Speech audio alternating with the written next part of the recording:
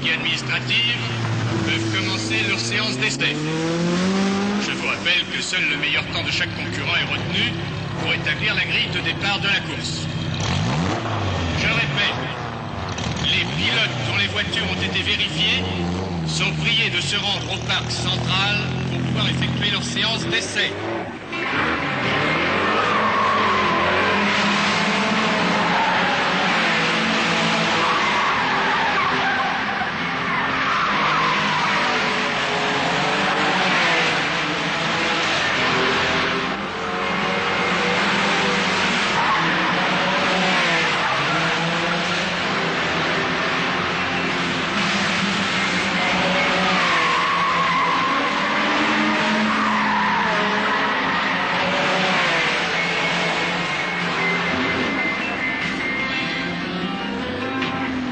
Les essais des voitures des groupes 3 et 4 prendront fin à 11 h. Les concurrents qui ont terminé leur séance d'essai doivent impérativement se rendre au parc fermé. Ça va être passé au parc central. Bon, c'est une affaire qui marche. En sortie de virage, fais attention d'accélérer doucement. Si tu ouvres à fond, tu glisses et tu perds du temps. On y va ?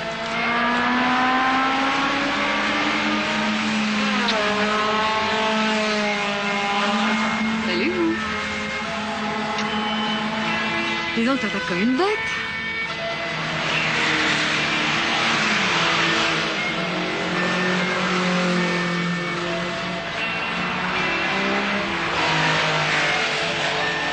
C'est qui, cette grande bringue? C'est une ennemie personnelle. Tiens. Je me demande ce que ça donne avec tes amis, alors. Arrête ton mauvais caractère. Viens, on va la regarder se ridiculiser devant tout le monde.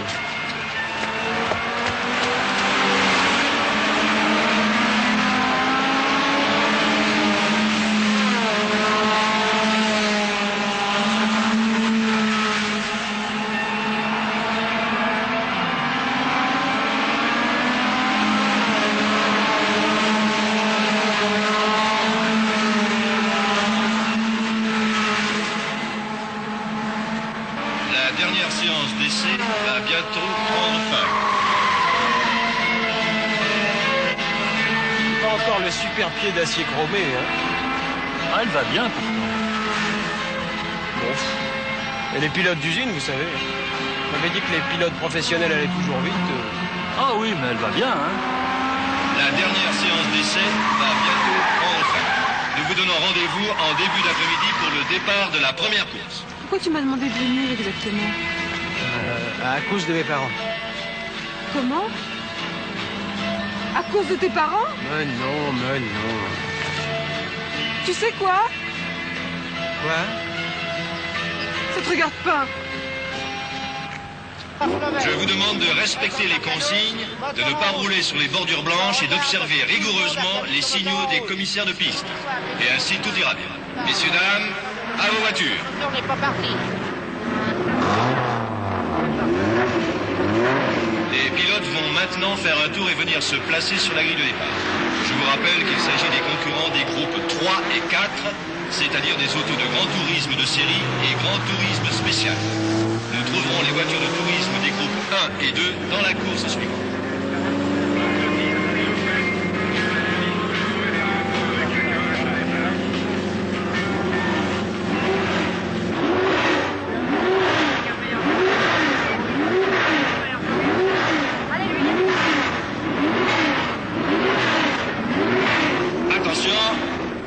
C'est parti.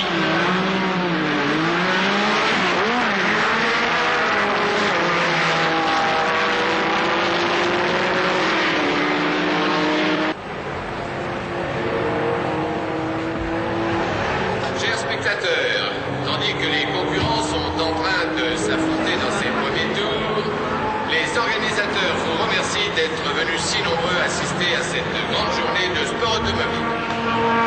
Nous sommes heureux de constater que notre sport a toujours les faveurs du grand public, à qui il ménage en toute sécurité un magnifique spectacle sportif. À propos de sécurité, je vous rappelle que les chiens doivent toujours être tenus en laisse. Le soleil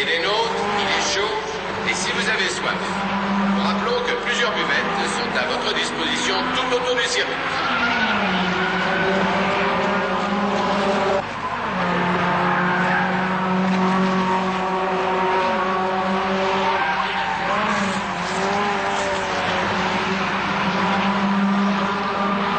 En tête, entre les Carrera groupe 4 de Louis, de Rousset et de Rominet, nous trouvons la Carrera groupe 3 de Saint-Marc. Ensuite, nous trouvons un lot d'Alpine 1800, entre lesquels Alain Flory a réussi à intercaler son Alpine 1600. Celui-ci d'ailleurs est en train d'effectuer une remontée régulière après avoir pris un départ très moyen. En tête, Saint-Marc n'a pas pu résister aux attaques de Rominet et il semble maintenant se contenter d'assurer sa victoire en groupe 3. Flory remonte très fort sur l'Alpine 1800 de Terrelli.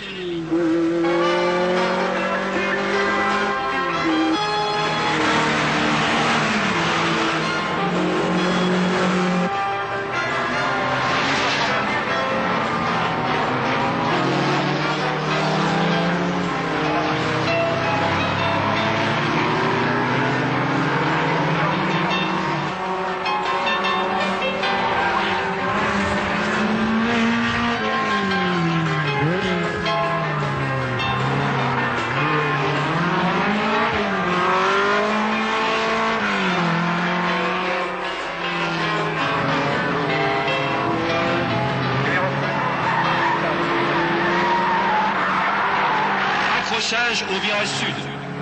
L'Alpine verte. Ah, c'est celle de Flory. Il n'avait pu éviter la Carrera de Mademoiselle Després, partie en tête à queue comme à son habitude. Il semble en effet que cette jeune et jolie personne ait beaucoup de mal à dominer les 300 chevaux de sa mécanique. Flory repart. Je ne pense pas qu'il ait trop de mal.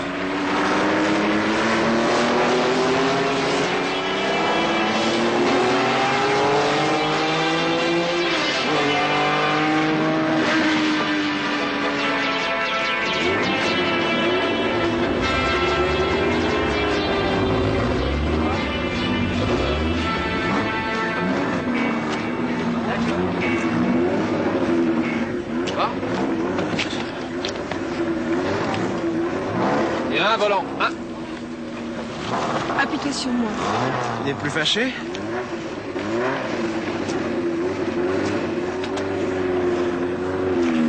Aïe. Alors, Kamikaze, ça va? On t'a vu sur le rail, tu as même pas levé le pied.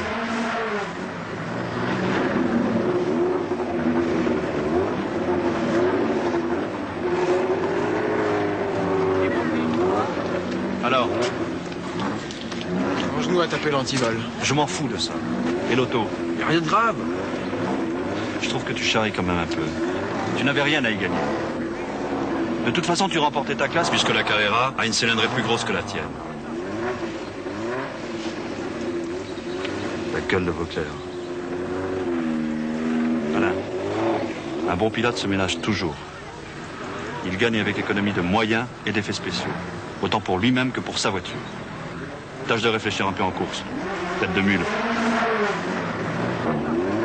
Ce ne sera pas le cas pour ma prochaine course.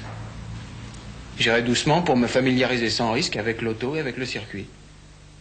Je ne courrai donc aucun danger. Elle est pratiquement neuve. C'est une première main. Et alors, impeccablement préparée pour la compétition. J'en doute pas. Et, par curiosité, vous avouez quel prix?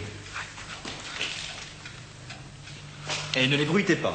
C'est un prix d'amis. Et à ce prix-là, vous avez beaucoup d'amis? Monsieur, ne soyons pas mesquins.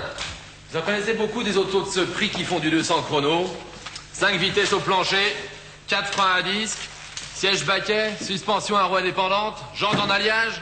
Bah, je connais une maintenant. Ça y est, la Dauphine est vendue. Qu'est-ce que tu dis? La Dauphine est vendue. Ah, on va pouvoir acheter des morceaux pour réparer l'Alpine. Combien? C'est pas encore le budget de la défense nationale, hein? Et pourtant, on a discuté. Bon, moi je vais ramener du garage un maximum de matériel et on attaque la réparation demain soir. C'est très bien que si on lui retire la grange, ce sera des hurlements et des grincements de dents. Oh, bah ça c'est un moindre mal, hein. Et de plus, ça ralentira ses activités sportives. Tiens, bonjour mon fils. Ça va. Allez, va tout ça. Alors, de quoi s'agissait-il? Oh, nous avons du matériel à rentrer et ça pose un problème.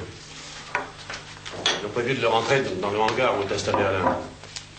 Et sortir toutes les autos. Ta mère voudrait en profiter pour mettre un point final à la compétition. Surtout depuis la dernière course où il a eu son accident. J'estime qu'il nous a menti. Il avait promis d'être prudent. Et tout le monde a confirmé qu'il roulait à des vitesses insensées. Il ne se rend pas compte. Quand j'y cours maintenant, j'ai peur du téléphone. Toute la journée. Qu'est-ce que tu en penses? Ça fait 6 mois qu'on n'écoute pas un mot de ce que je dis. Et maintenant, on me demande mon avis. Eh bien, vous êtes rapide. Vous comprenez vite. Alors maintenant, Alain n'a plus un rond. Il a sacrifié tous ses temps libres à la compétition. Hein? Il a vendu sa propre voiture pour en réparer une qui ne lui appartient pas. C'est-à-dire qu'il est quasiment obligé de continuer à courir. Et que, vu son état financier, il est quasiment obligé de gagner. Et vous vous apercevez maintenant que ça va trop loin. Pensez pas que c'est un peu tard. Hein? Armand, je t'en prie. Ne te complais pas à jouer l'avocat du diable. Il y a simplement un problème à résoudre. Un de plus. Pilote, quand le drapeau tombe, tu t'élances, pilote. Il te faudra du nerf et de la chance